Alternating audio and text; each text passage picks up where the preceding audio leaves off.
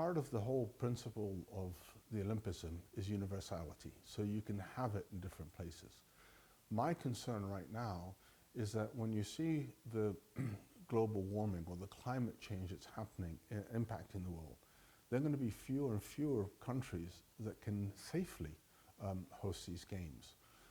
So what I would look at is to sit with the international federations and others in the Olympic movement and say, is there flexibility in the calendar so that we can open the possibility for different countries to host it? But I think if you look at what the Olympic wants to do, is to unlock the potential, the hopes and dreams of people from different continents.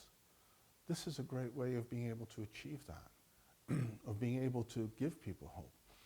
But the way it's structured right now limits the number of countries that can do it. I mean, I was joking, I said pretty soon it's only going to be Scandinavian countries that are going to be cool enough to be able to host the summer games, where traditionally they've been hosting winter games. So I think we need to have flexibility, and that's where that principle of imagination comes.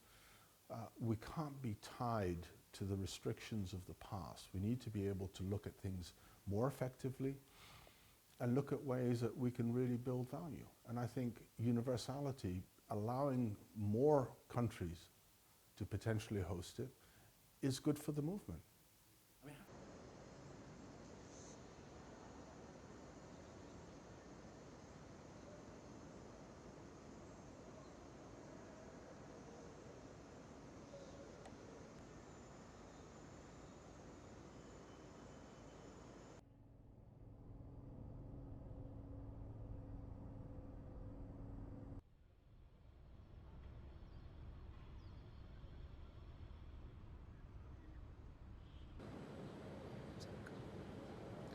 لازم في اسمها تهويات ركز على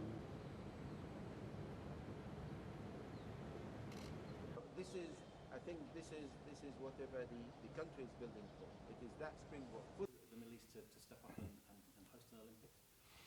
I think it would be great. I think it's an area that hasn't been able to really capitalize on looking at hosting these events. I mean, you're seeing more and more events that are being hosted in the Middle East. So it shows that we have the capability of doing it. And when you look at, I think, roughly 50 to 60% of the population in the Middle East are youth. So if we want to be able to, stir that imagination, get them, feeling that they're part of the movement and that there is, real value in it, why should we exclude the Middle East from being a potential candidate?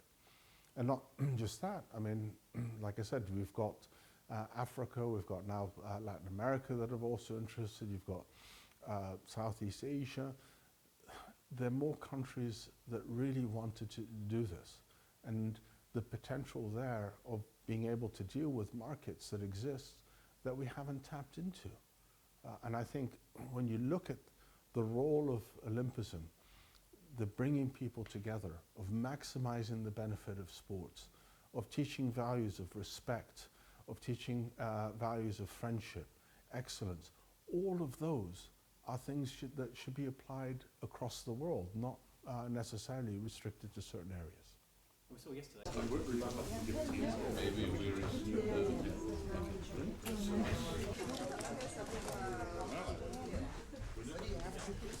I'll be over.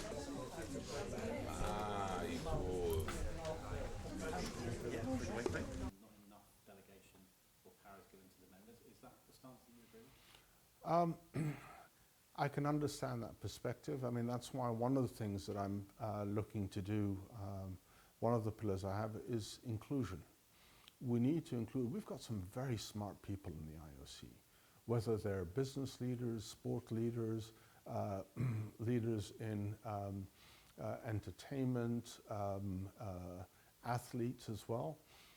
And I sometimes feel we're not capitalizing enough on that shared global experience. And we're not necessarily including them in that part of the decision making.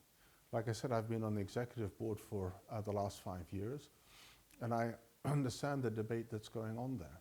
But for me, as a president, I also want to know what the floor thinks.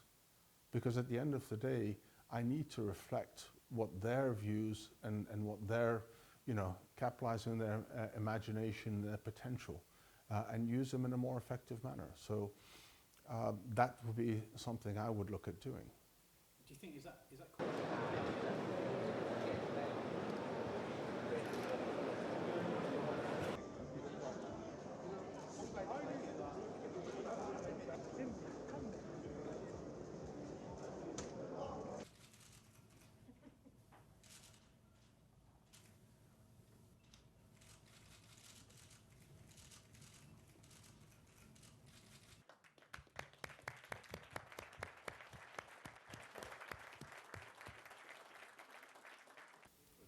moved on in the last couple of years? I think what we need to do, I know we've had top sponsors in the past. What we need to do is not have them as sponsors, but they really need to be partners with the International Olympic Committee. And I think this is a really critical step.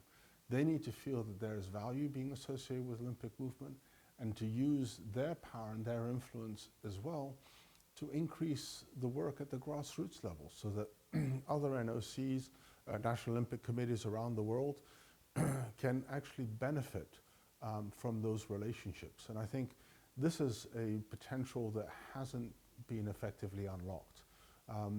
And like I said, I don't want to be a customer, producer type relationship. We really need to build a partnership that is strong, that is based on those common values. So in your eyes, what's the difference between a sponsor? Sport is a necessity. It's not a luxury. It has to be part of the global world. We have a saying in Arabic, العقل السليم بالجسم السليم, which roughly translated is, the brilliant mind in a healthy body. And it has to, we need to look at that balance. So sports, to me, should be a necessity because of all that it does, all it can contribute, whether we're looking at health, whether we're looking in terms of development, whether we're looking at in terms of contribution, the unity that we get from it, the inclusion, the respect, all of those elements should be something we should be teaching our children. So what I would like to see as my legacy is that the recognition globally that sports is a necessity, it's not a luxury.